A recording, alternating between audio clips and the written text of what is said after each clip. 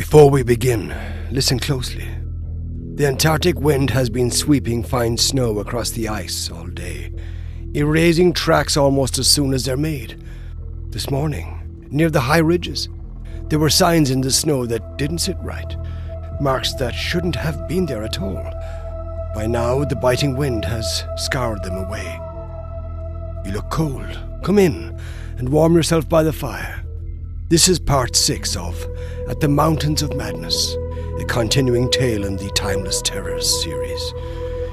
The expedition presses deeper into the ancient ruins, and what waits in those mountains is older and more dangerous than anyone imagined. At the Mountains of Madness, Part 6, written by H.P. Lovecraft, narrated for you by J.Dunne. Original year of publication, 1936. This work is in the public domain. Production and narration copyright, 2026. J.Dunne.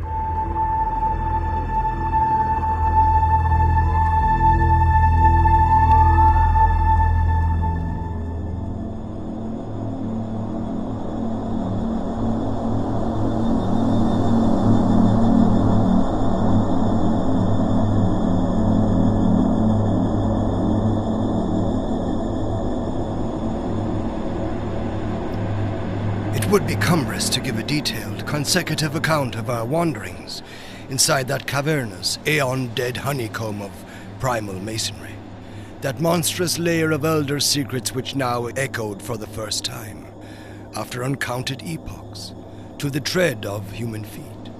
This is especially true because so much of the horrible drama and revelation came from a mere study of the omnipresent mural carvings. Our flashlight photographs of those carvings will do much toward proving the truth of what we are now disclosing.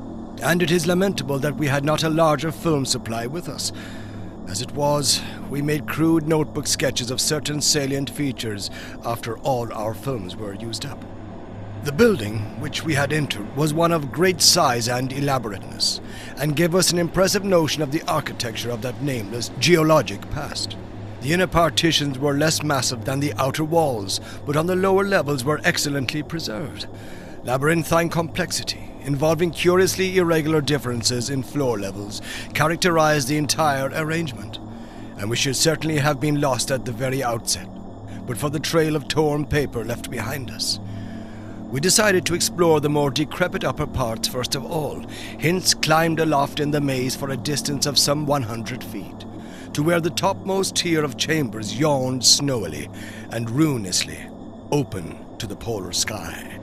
Ascent was effected over the steep, transversely ribbed stone ramps or inclined planes, which everywhere served in lieu of stairs. The rooms we encountered were of all imaginable shapes and proportions, ranging from 5-pointed stars to triangles and perfect cubes. It might be safe to say that their general average was about 30 by 30 feet in floor area and 20 feet in height, though many larger apartments existed. After thoroughly examining the upper regions and the glacial level, we descended story by story into the submerged part, where indeed we soon saw we were in a continuous maze of connected chambers and passages, probably leading over unlimited areas outside this particular building. The cyclopean massiveness and giganticism of everything about us became curiously oppressive, and there was something vaguely but deeply unhuman in all the contours, dimensions, proportions, decorations, and constructional nuances of the blasphemously archaic stonework. We soon realized from what the carvings revealed that this monstrous city was many million years old. We cannot yet explain the engineering principles used in the anomalous balancing and adjustment of the vast rock masses, though the function of the arch was clearly much relied on. The rooms we visited were wholly bare of all portable contents, a circumstance which sustained our belief in the city's deliberate desertion. The prime decorative feature was the almost universal system of mural sculpture, which tended to run in continuous horizontal bands 3 feet wide and arranged from floor to ceiling in alternation, with bands of equal width given over to geometrical arabesques. There were exceptions to this rule of arrangement, but its preponderance was overwhelming. Often, however, a series of smooth cartouches containing oddly patterned groups of dots would be sunk along one of the arabesque bands. The technique, we soon saw, was mature, accomplished, and aesthetically evolved to the highest degree of civilized mastery, though utterly alien in every detail to any known art tradition of the human race. In delicacy of execution, no sculpture I have ever seen could approach it. The minutest details of elaborate vegetation or of animal life were rendered with astonishing vividness, despite the bold scale of the carvings, whilst the conventional designs were marvels of skillful intricacy.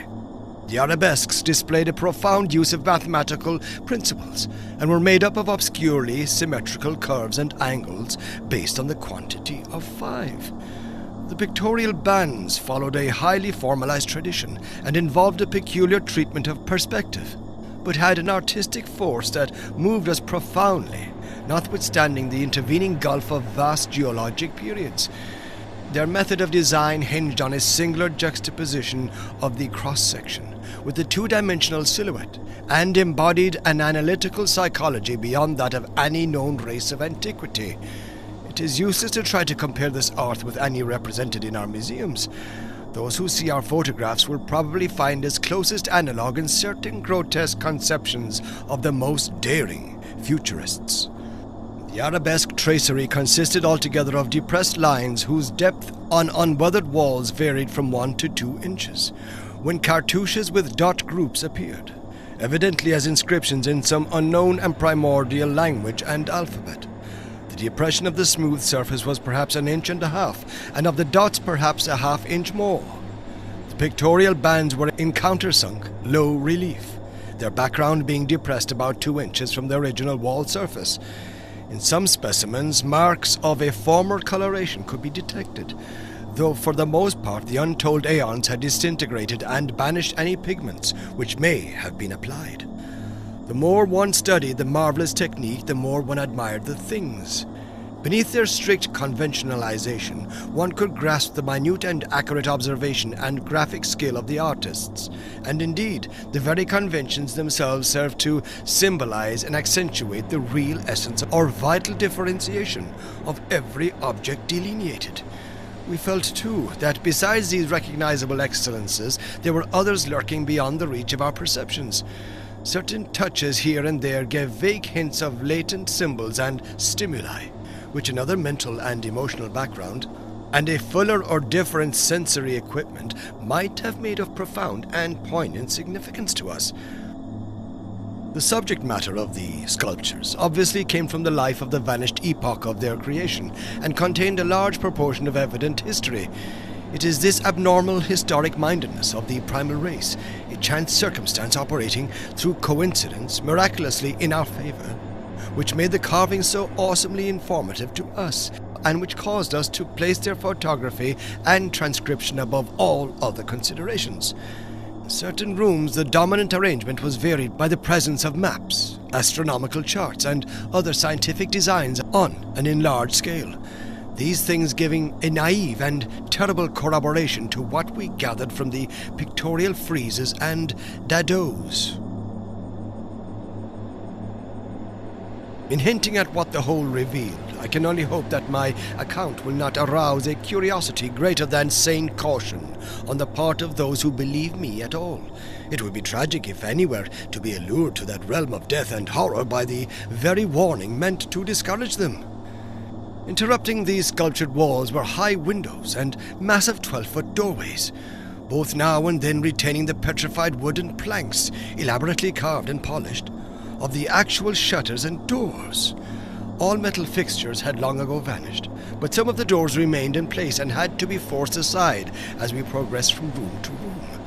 Window frames with odd transparent panes, mostly elliptical, survived here and there, though in no considerable quantity. There were also frequent niches of great magnitude, generally empty, but once in a while containing some bizarre object, carved from green soapstone, which was either broken or perhaps held too inferior to warrant removal.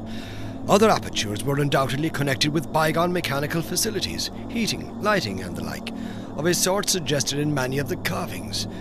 Ceilings tended to be plain, but had sometimes been inlaid with green soapstone or other tiles, mostly fallen now.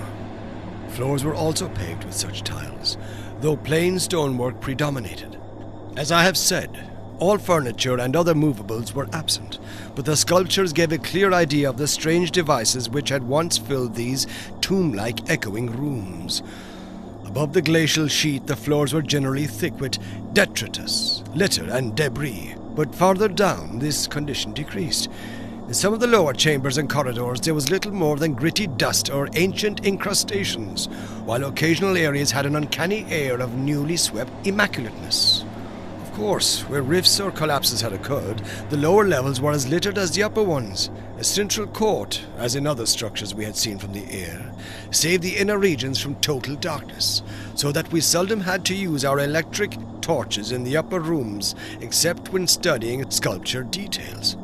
Below the ice cap, however, the twilight deepened, and in many parts of the tangled ground level there was an approach to absolute blackness. To form even a rudimentary idea of our thoughts and feelings as we penetrated this aeon-silent maze of unhuman masonry, one must correlate a hopelessly bewildering chaos of fugitive moods, memories, and impressions. The sheer appalling antiquity and lethal desolation of the place were enough to overwhelm almost any sensitive person. But added to these elements were the recent unexplained horror at the camp, and the revelations all too soon effected by the terrible mural sculptures around us. The moment we came upon a perfect section of carving where no ambiguity of interpretation could exist, it took only a brief study to give us the hideous truth. A truth which it would be naive to claim Danforth and I had not independently suspected before, though we had carefully refrained from even hinting it to each other. There could now be no further merciful doubt about the nature of the beings which had built and inhabited this monstrous dead city millions of years ago, when man's ancestors were primitive archaic mammals, and vast dinosaurs roamed the tropical steppes of Europe and Asia.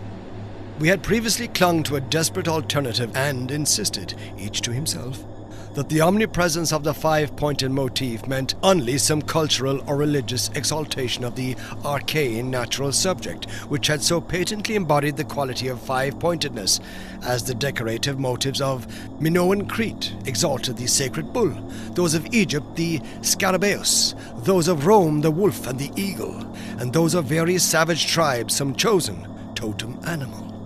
But this lone refuge was now stripped from us, and we were forced to face definitely the reason-shaking realization which the reader of these pages has doubtless long ago anticipated.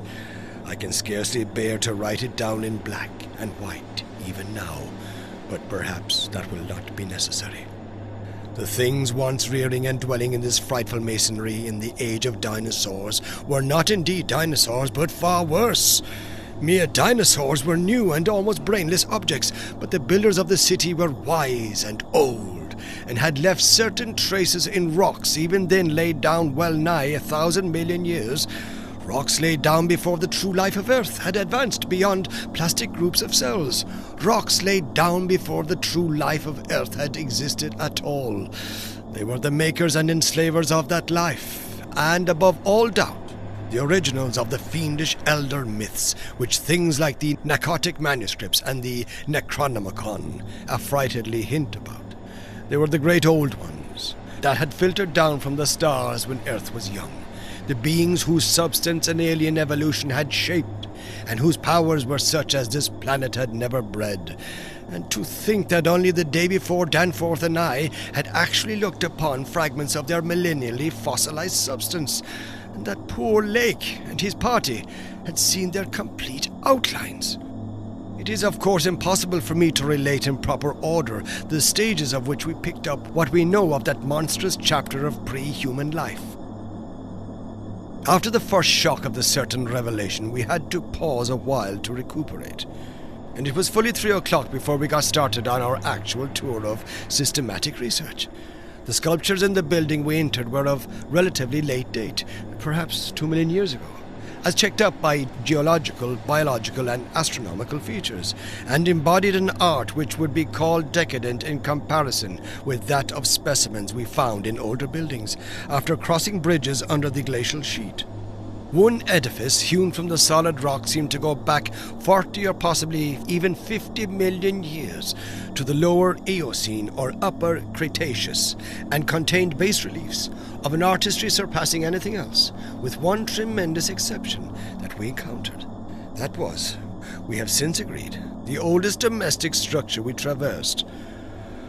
Were it not for the support of those flashlights soon to be made public, I would refrain from telling what I found and inferred, lest I be confined as a madman. Of course, the infinitely early parts of the patchwork tale, representing the pre-terrestrial life of the star-headed beings on other planets, and in other galaxies, and in other universes, can readily be interpreted as the fantastic mythology of those beings themselves. Yet such parts sometimes involve designs and diagrams so uncannily close to the latest findings of mathematics and astrophysics that I scarcely know what to think. Let others judge when they see the photographs I shall publish. Naturally, no one set of carvings which we encountered told more than a fraction of any connected story, nor did we even begin to come upon the various stages of that story in their proper order. Some of the vast rooms were independent units so far as their designs were concerned, whilst in other cases a continuous chronicle would be carried through a series of rooms and corridors. The best of the maps and diagrams were on the walls of a frightful abyss below even the ancient ground level, a cavern perhaps 200 feet square and 60 feet high, which had almost undoubtedly been an educational center of some sort. There were many provoking repetitions of the same material in different rooms and buildings. Since certain chapters of experience and certain summaries of phrases of racial history had evidently been favorites with different decorators or dwellers. Sometimes, though, variant versions of the same theme proved useful in settling debatable points and filling in gaps. I still wonder that we deduced so much in the short time at our disposal. Of course, we even now have only the barest outline, and much of that was obtained later on from a study of the photographs and sketches we made. It may be the effect of this later study, the revived memories and vague impressions acting in conjunction with his general sensitiveness, and with that final supposed horror glimpse whose essence he will not reveal even to me, which has been the immediate source of Danforth's present breakdown. But it had to be, for we could not issue our warning intelligently without the fullest possible information, and the issuance of that warning is a prime necessity. Certain lingering influences, and that unknown Antarctic world of disordered time and alien natural law, make it imperative that further exploration be discouraged.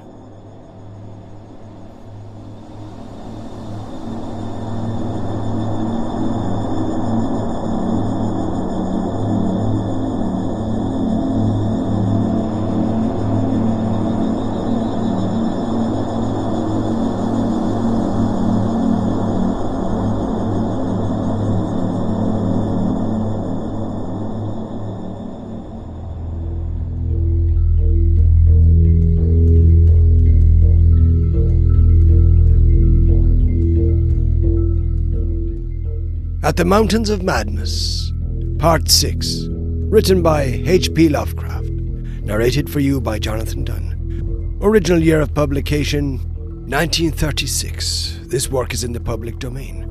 Production and narration copyright, 2026. J.Dunne.